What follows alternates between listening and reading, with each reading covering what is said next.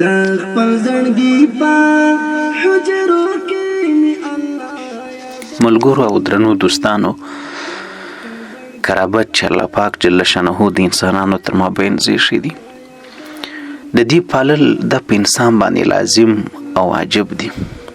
څوک چې نه پالي ګناهګار دی، او څوک چې خرابوي هغه خو نو دوچند ګناهګار دی.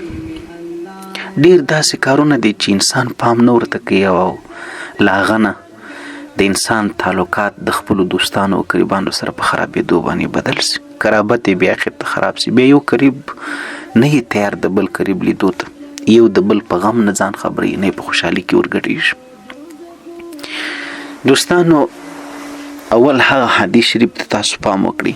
تاسو به ضرور دا د علماو څه اورېدلی چې کله الله پاک دا رحم پیدا کړي، دا قرابت پیدا کړي د انسانانو تر مابین، نو دی په هر شي محله پورې دغه په یو تنبه پورې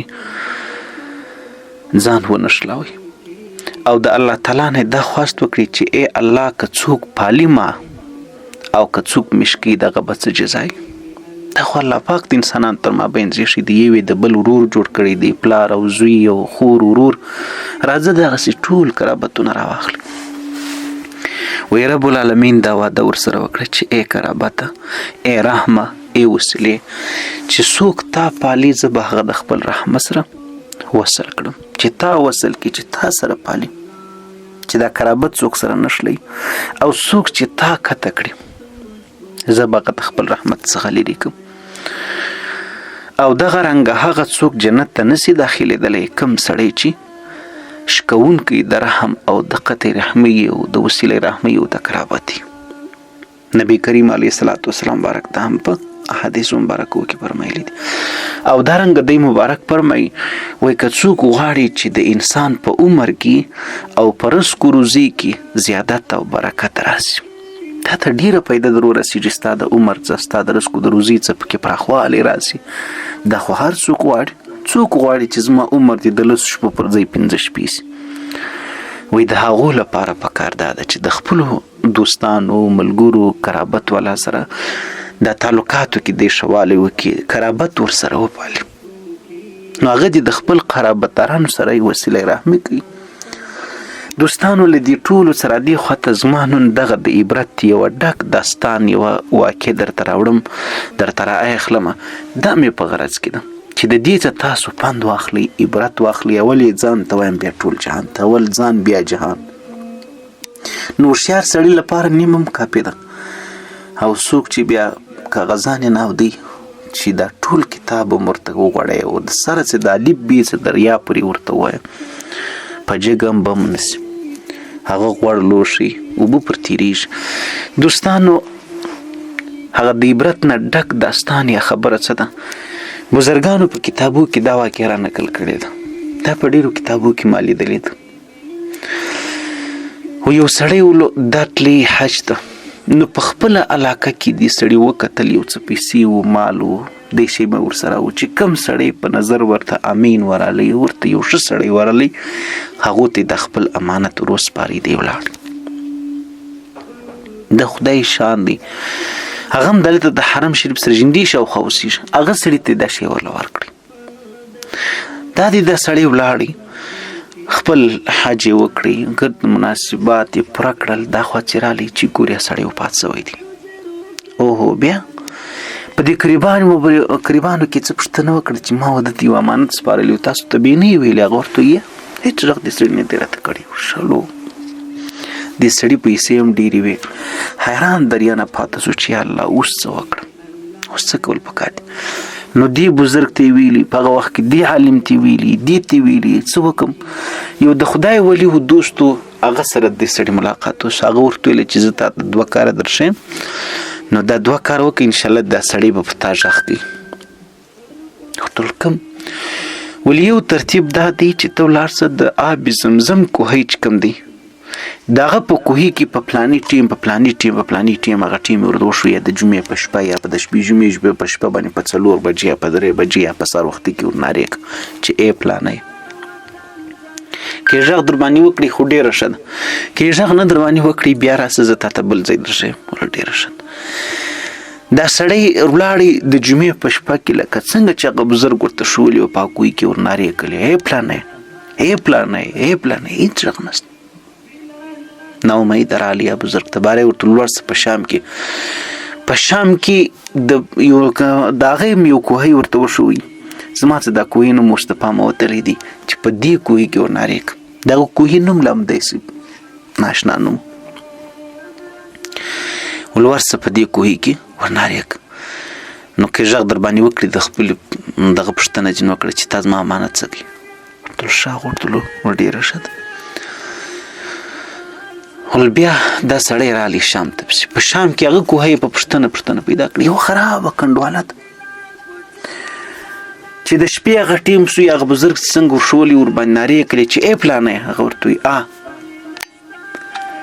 ورته ویې ویل چې د خدای نیکبخته زما هغه امانت دې څه کوي؟ زما امانت دور توله چې ستا امانت ما هیڅ چاته نه درښول پلانې ځای کې پروت دی ورڅه واخله. دې سړي ورته ویل چې د خدای نیکبخته ته خو زموږ په علاقه کې موږ در ټولو ښه سړی بللی وي او ما چې دا کوم حال و پل په تا پسې راخستی دی ما ته یو بزرګ د طریقې کار راښولی دی. نو ما ته هغه بزرګ وویل که دا سړی جنتي و د اسماعیل علیه السلام پاکویي کې د ابي زمزم پر تا باندې غږ کوي. که دا سړی برعکس معامله و ده به په فلاني ځای کې یعنې په دغه کوهي کې دا و چې زه ستا سره غږېږم په دې کې به پر تا باندې غږ کوي. نو عجیبه نو دې که نه ده چې ته خو د زموږ په علاقه کې د ټولو نه نیک سړی وې بیا څه وجه ده چې ته دې خواته راټېلول سوی؟ وایي ده ورته وویله چې صاحبه نور هېڅ یې وجه نشته نه مې د چا حق خوړلی دی نه مې چاته کنځل کړی نه مې څوک زیر کړی دی هېڅ مسله د دنیا په مسلو کې نشته. زموږ دا خو بلاوې مسلې دي الله دې په موږ فضل کړي. یوه مسله ما درلوده چې زما د خپل خور سره تعلقات خراب و زما د خپل اخ سره تعلقات خراب و زما دغه پلاني قریبه سره تعلقات بالکل خراب و. پښتانه وایي نه درځم نه به راځي. نو کور مو شاد څه دغه خبرو ته پام وکړي نور ستاسو کار دی کې خرابوي کې مشلوي آخرت ته خو به ورځي. موږ د آخرت دومره لرې نیولی دی چې یاره دا به نو سوونه کلونه خواته نه هېڅ کله نه. بزرګان فرمایي چې دا سترګې دې پټې سوې د مرګ په خوب بیده سوې یعنې د مرګ د خوب لپاره هغه پټې سوې د مرګ دغه دپاره که نه نو اخواته بیا جهنم او اخواته بیا حساب و کتاب ستا د خپلو اعمالو یعنې اشر و نشر او هغه حساب و کتاب به ستا ته شروع کېږي نتیجې دي د اعمالو درته شروع کېږي اوس ډېر لرې دي که لږ دا سترګې دې پټې سوې خواته بیا بل عالم دی. اوس موږ تاسو خپل کار دی که نه ورځي خو به وربسې ولاړ سې برته بازوله به راځي. الله پاک څومره ځای په خپل کلام کې فرمایلی دی ثم مرجعکم څنګه ایت قرآن کریم دی الله پاک وي برته ستاسو راتګ زما طرف ته دی فینبئکم بما کنتم تعلمون. الله وي بیا پوه کړم په هغه اعمالو چې تاسو کوئ. کر د ګلو کړه چې سیمه دې ګلزار سي هی بابا ازغي مه کړه که نه دوستانو لږ سوچ فکر پر دې خبرو کول پکار دي. نن د خلکو در مابینځ کرابتونه په دشمنۍ لړلي دي. هغه یو متل دی بزرګانې وایي پخوا به دا دوستي نه ده دا مثال نکاح چې موږ تاسو ورته وایي دا به نکاح پخوا د وینو سره کېدله یعنې چې نکاح به یې سره وتړل سوله هغه به داسې سوله لکه یو کورنۍ دغه نکاح دغه حال.